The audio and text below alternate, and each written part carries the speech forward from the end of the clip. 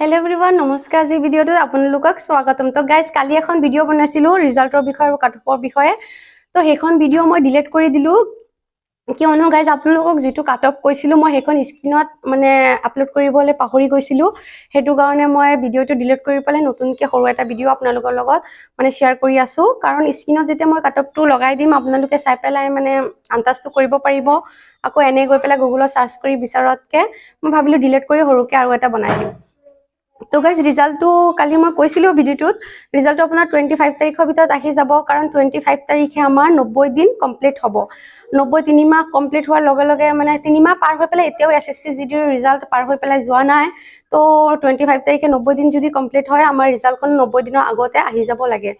যদিও বাই চান্স এদিন দুদিন ইফাল হয় কাৰণ ভ্যাকেন্সি বাঢ়িছে তো দেৰিকে বাঢ়িছে ইফাল হলেও মে মাহত একদম 100% এটো মাহত আপোনালোকে ৰিজাল্ট পাই যাব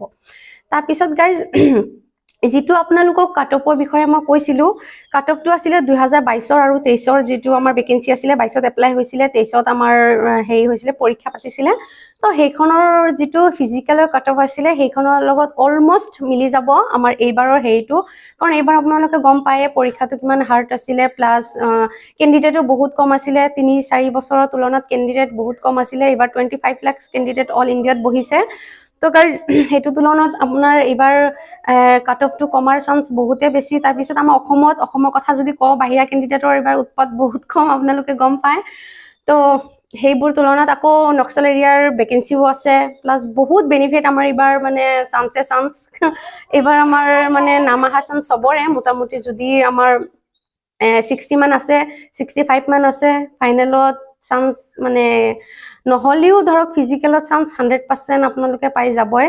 তাৰ পিছত ফিজিক্যালত মানে আমাৰ যেটো এতিয়া কাটঅফ মই কম ফিজিক্যালত আৰু কম যাব কাটঅফটো মই আপোনাক এতিয়া স্ক্ৰিনত আপলোড দি আছো গাইজ আপোনালোকে চাই লওক এটো ফিজিক্যালৰ 2023 আৰু 22 ৰ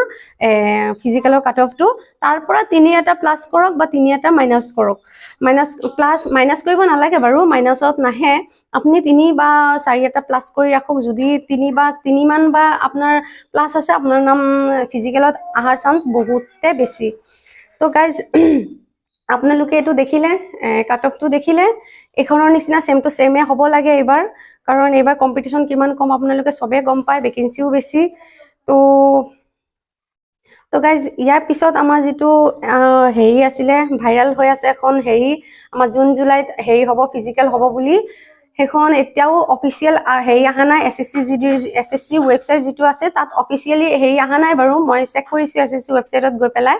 তাত এতিয়াও অফিচিয়েলি কোনো নোটিস আহা নাই যে হেখন সত্য বা অসত্য আমি বুলি ক'ব নোৱাৰো যদিও সত্য হয়ও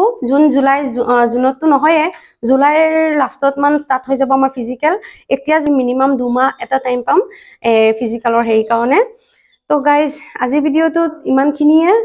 যদি ভিডিওটো ভাল লাগে লাইক শেয়াৰ কমেন্ট কৰিব নেক্সট ভিডিওত লগ পাম thank you so much bye by